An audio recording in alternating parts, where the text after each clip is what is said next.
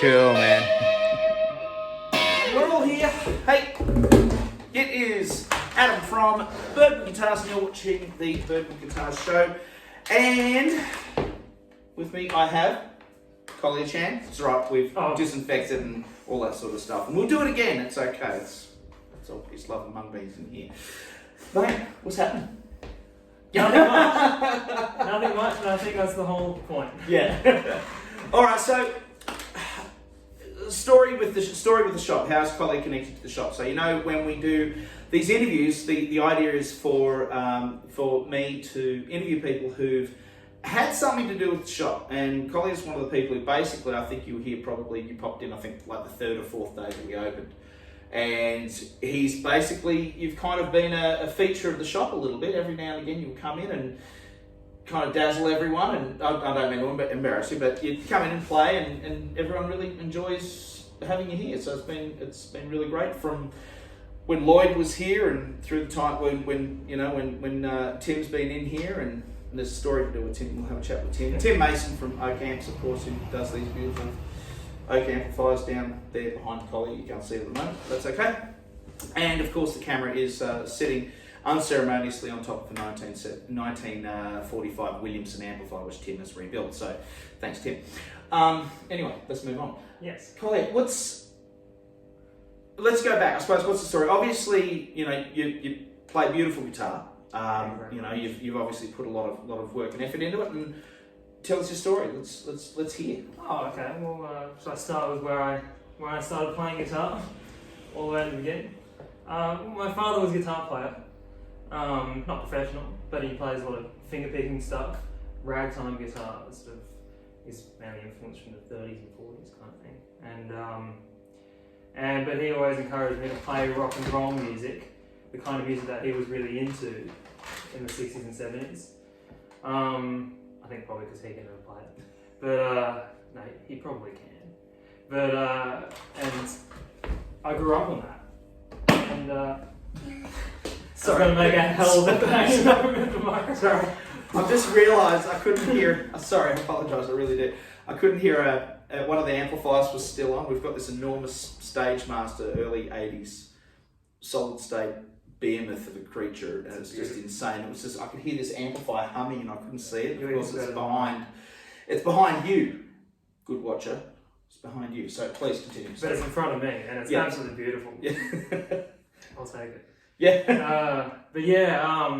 Anyway, yeah. So I grew up in the music of the 60s and 70s, man. Sort of, rock and roll and just rock music from the late 60s, and something that I kind of enjoyed doing, but never really was that serious. Well, I suppose I was serious about it, but really started practicing when I became a late teenager.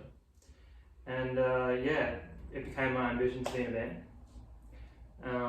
and to play rock and roll music in a band. Yeah. And how long have you been doing it? So how long? Well, when did you get your first band together? Oh, well, I had a number of things, when I was in school at the age of 14 and 13, 14, 15 kind of thing, but obviously I'm not in those bands at the moment anymore. But you weren't doing the local RSLs and things like that. It was a party. I wasn't. We did a couple of actually that kind of thing. Yeah. We never did that much. Did a number of school performances. Okay. Yeah. Cutting your teeth. Absolutely. Yeah. But I started really getting into bands probably when I was 17. Probably when I was 18, and that's when I actually moved up the mountain to here. So where were you before, in Sydney, or? I was living in Sydney for a couple of years. I was in Queensland before that. So I finished my schooling in Sydney. I didn't find many opportunities really to get into the music scene there. I just wasn't around those sort of people, I guess. But when I moved up to the Blue Mountains and started hanging around with Super, that's when you go out and you just talk to people who are musicians. Yeah, you trip over them. Yeah. Exactly. And now I say hello to 5 when I walk up the street every day. I think it's got a really nice atmosphere up here because everyone knows each other by their first name. Yeah. It's And there's a lot of, it's not like there's just one or two. There's literally, there's hundreds of musicians up here, people who have something to do with music, or for them, music is not just something you do, it's the thing you do. Absolutely, yeah. I mean, it's very artistic, obviously, in Katoomba. And it's a bit, I don't know if it's a fledgling music scene, it's not really up to me to say, but it's got sort of like the nucleus of an up-and-coming music scene, where there are, you know, young musicians as well as older musicians who've come to, you know, be in the serenity of mountains. And there are gigs happening, not now, but, you know, normally there are lots of gigs happening, and you see the same people, you know, all the time, as well as new people who do come from Sydney. Yeah. Close enough. So let's talk about the first time I really saw you actually playing live, I think was up at, was it the Carrington? Not the Carrington, the little club that's connected to the Carrington off to the side, off the driveway, the Baroque Room. Baroque Room. That's it. Right, awesome. Fantastic little setup. It's gorgeous. Oh, lovely place. But I saw you playing out. It wasn't in the Baroque, and it wasn't in the Carrington. It was almost just off the street in the park. Oh, yeah. And you had that set up there. And there's a story behind that. We'll talk about, and it's got something to do with Tim Mason in a second. So here we are. We're all kind of waiting to go into the Baroque Room to see the other bands, and out the front is this bombastic three-piece. Yeah, what was the band called? It was called KTV, or KTV Project, depending which side of the fence. Yeah, and it was, I suppose it was an acronym for... It absolutely was an acronym. Yeah, for the names of K is mine. Yeah, and we were doing, so there was a bit of Sabbath happening, if I remember correctly. You did a Sabbath song. I remember you did a Sabbath song. Yeah. Did any originals? Mostly originals. Mostly originals, right. Yeah. But Tim and I just sat there, we had a beer in our hands. He sat there watching out. Tim's jaw especially, Tim's jaw just hitting the floor. He's just watching you flailing on your SG. And you just go off. And the first thing that came out of Tim's mouth when he got his jaw off the floor after watching you guys, when Tim goes, "I need to give that boy an amplifier." I'm like, what? And Tim says, yeah, because you were playing some Marshall mega that was super duper. That was the other guy in the band, Benjamin Sorensen. Yeah, that was his, and he just bought that because he started to collect Marshall heads at the time. Yeah, and and so we're just playing that, and it was all right. But you were switching back and forwards between bass and guitar. Yeah. I mean, I'm a guitar player. Yeah. You know, but Ben's also a guitar player. Yeah. But I got into that band with on a good deal. I should mention the drummer, Tubby Wadsworth. Yeah. Who is really quite influential in the Australian music scene. Yeah.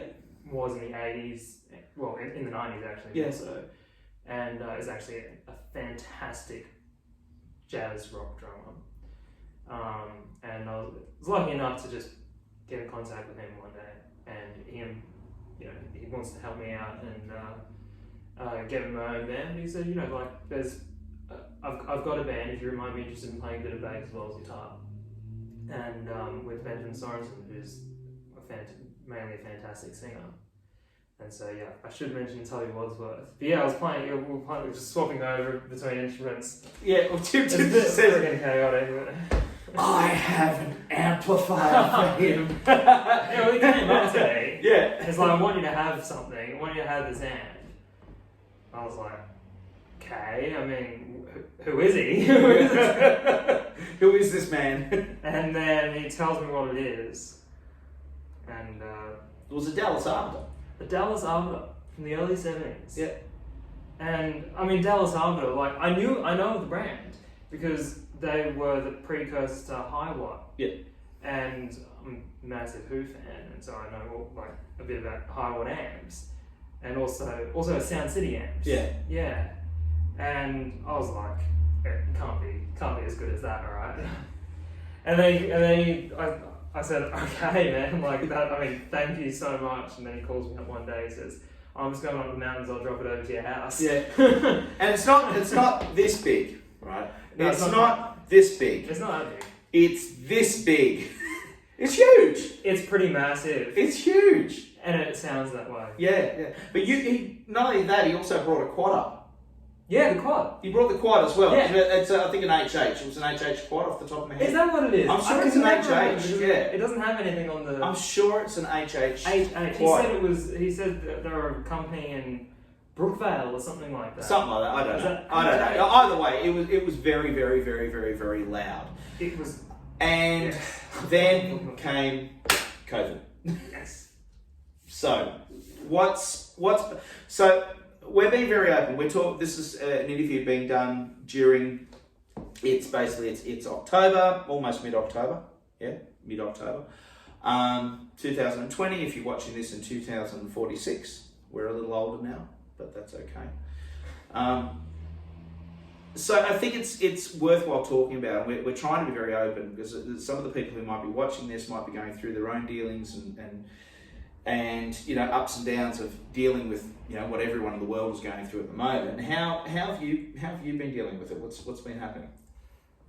What a question. How's anyone been dealing with it? Look, it's difficult because music it's a cliche. I don't like cliche, but music is really like my life. My whole life is based around music. Yeah. That is, say, recording, jamming with people, forming new bands, and playing live, obviously. And I just haven't been able to do basically any of that. And so, I've tried to sort of just balance my writing music with just doing other things that I hope keep me preoccupied. So yeah, I mean, there's no magic piece of advice, I don't think. No, but I think you're dealing with it, and that's. Yeah, I mean, it's difficult because I'm going stir crazy. It's stir crazy, yeah. But I mean, there's so many people who just have it so much worse than I do, and that's bad. But you got to take advantage of your situation, like the privilege that you have. Yeah. And so yeah, I mean, I've tried to writing music is one thing that I have been doing for a long time anyway. Yeah. But it's such a good excuse, even though the inspiration dries up very quickly. Yeah. Well, we've got. I mean, obviously, there's a lot of people up here who it's a relatively low socioeconomic area, the mountains. We know that and we accept that. And even with the schools, and when they do their ATAR scores and all that sort of stuff, it's the mountain schools generally get scaled differently because it's an area that's recognised as being it's a bit tougher. Things can be.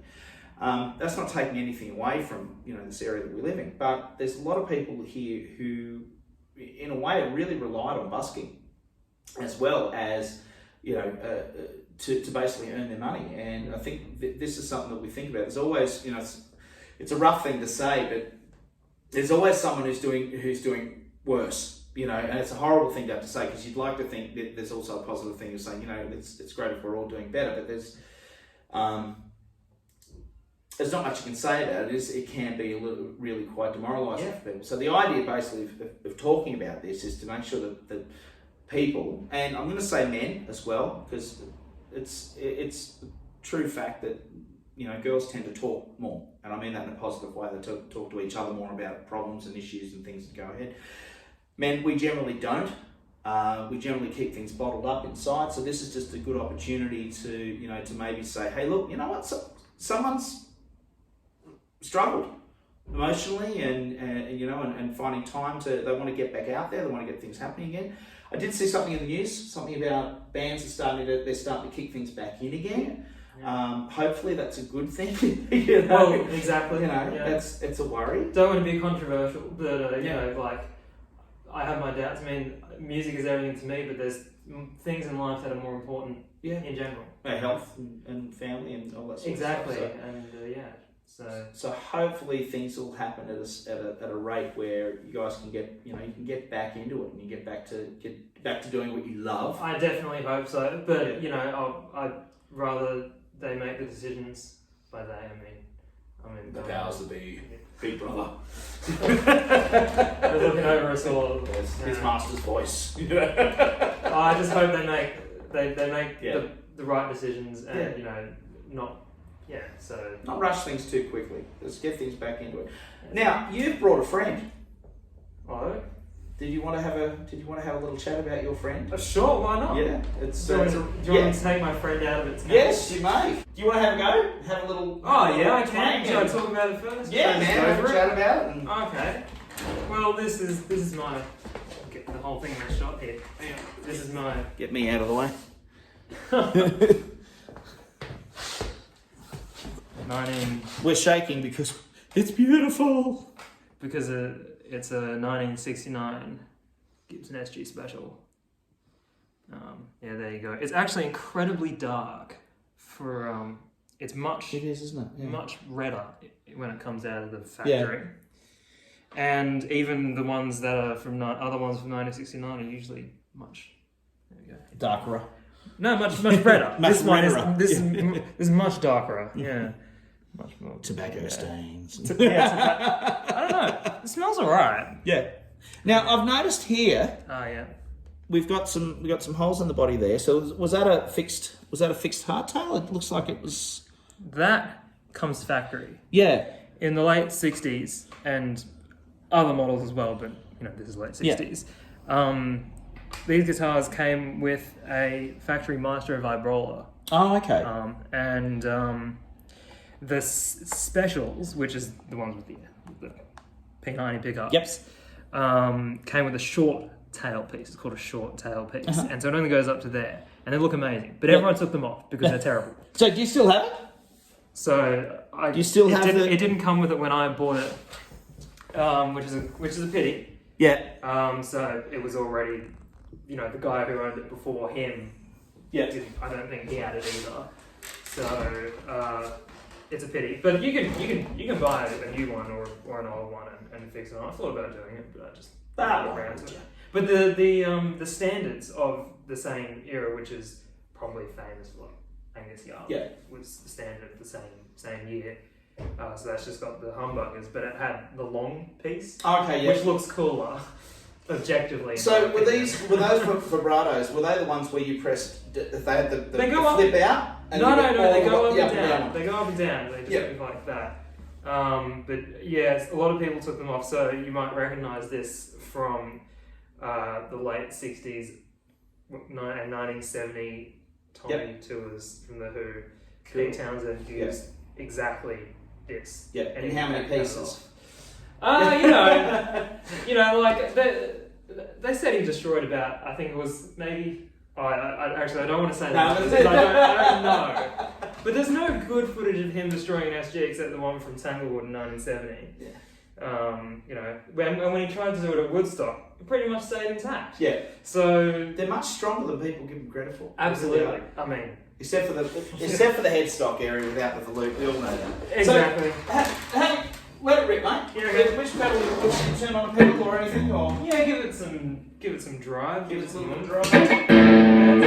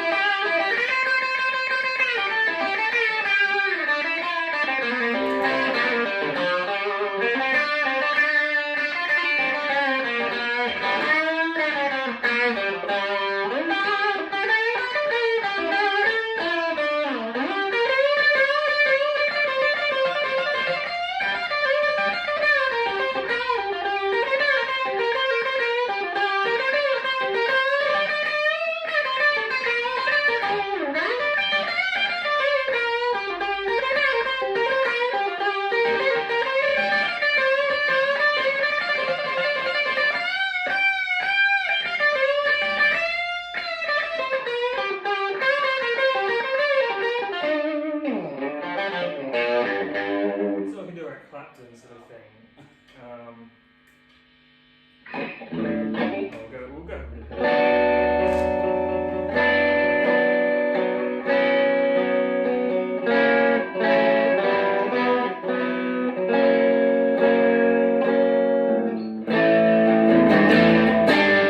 And yeah, it can go from, you know, really clean. It Yeah. sounds very acoustic when it's just rolled down.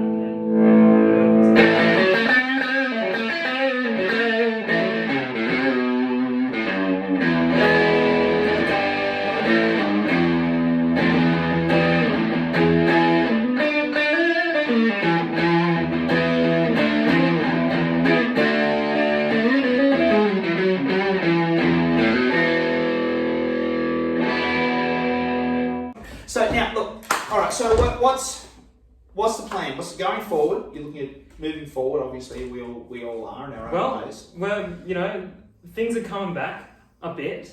Little by little, step by step. I've got a new band called Large Mirage, and we're releasing a single on the 30th of October in 2020. Again, if you're watching in 2046. So what are you releasing it through? I'm releasing it through all the platforms that you could possibly imagine. Yep. So you'll probably only ever need to use one. Okay, so we've got you doing Bandcamp, you're doing iTunes. I think with Bandcamp, iTunes, Spotify, obviously. Sound thingy. We're releasing a video clip concurrently with the song on all those platforms, so that will be available on YouTube and the Facebook and Instagram in some capacity. Okay. Yep. And now a lot of these things that are coming out. Okay, and it's funny when you talk to someone who's actually releasing music. Sometimes they feel a little bit funny about saying, "Hey, pay for my music." You support. We've got to support the bands. We've got to support you guys. Have you guys got merchandise or anything like that? You're doing T-shirts or? We're very new. We're very new. That's cool. So we will though. Yep. In due course. Oh well, I hope so. We'll send your stuff through here. So we're quite happy to If you support walk through the door of here. Birdwood Guitars, you'll see the merchandise. That's it. We'll do anything we can to help out. Now, so obviously, okay, so you're on iTunes. Yep. You can buy the single on iTunes, which is cool. Yes, we can. We will be able Presumably. to. I assume so. iTunes isn't for free. Let's be honest. That's right. Nothing Apple does for free. That's right. So we can do that. We can support you there. Is it A and B side or is there a single? It's just an A side. Beautiful. That's all good. Yeah. That's what we need. Exactly. Yeah. So any other? Now I will ask. Any plans for any live performances? I'd love to coming plug up? something. Yeah. I would absolutely love to, but I don't have any gigs. Right. lined up. Okay. So when they come, Yep. we'll be very ready. Sweet. And we'll be doing the Katoomba thing. Yep. When the Station Bar comes, when the gigs come back there, they'll be on Junction 142, Sweet. Baroque Room, that kind of thing. And we'll be down in Sydney as well. Yep. So doing the Newtown circuit. The joints if Yeah, for sure. you're in Sydney. And so Well, stay in touch, and just. Mm-hmm. Now, how can people watch what you're doing? As far as Instagram, Facebook, what's happening with any of those? we'll link in social the platforms? description below. Yep. That's how they do it. That's it. So Large Mirage is the name of the band. Yep. That is how they link. My name is Kolya Chan. But you don't need a link to my personal thing. Leave me alone. Go away. I'm tired of this. Alright, so it's Large Mirage. So is it large _Mirage or just one word, Large Mirage? It is just Large Mirage. Well, it's on Facebook, it's Large Space Mirage. Yep. On Instagram, it's Large Mirage. All is one thing. There All was one no word. need for an underscore or anything. Type that in now. Absolutely. Type that into your googly thing now into your iPhone. Yeah, but by the time this video comes out, there will actually be content out there. Yeah. Thank you. Kolya Thank Chan you. from Large Mirage. Thank you so much for playing, and good luck. I hope everything goes well. All right, guys. Thank you. Look, if you've liked what you've seen here, obviously follow Kolya and the band, Large Mirage. If you like what you've seen here so far today, click on that little bell icon to tell you when things are coming up. Hit that subscribe button. If you've got any comments, please don't hesitate. The comments are on. Leave some comments down the bottom down there. Tell a friend about the new show that we've actually got on. The idea is we're trying to promote you guys. So if you live in the local Blue Mountains region and or Penrith through to wherever, or you're a customer of the shop and you maybe live elsewhere, please give us a call, get in contact with us, and if you've got a story to tell, we want to hear it. So thanks again, appreciate it, and we'll see you next time. Bye. Bye.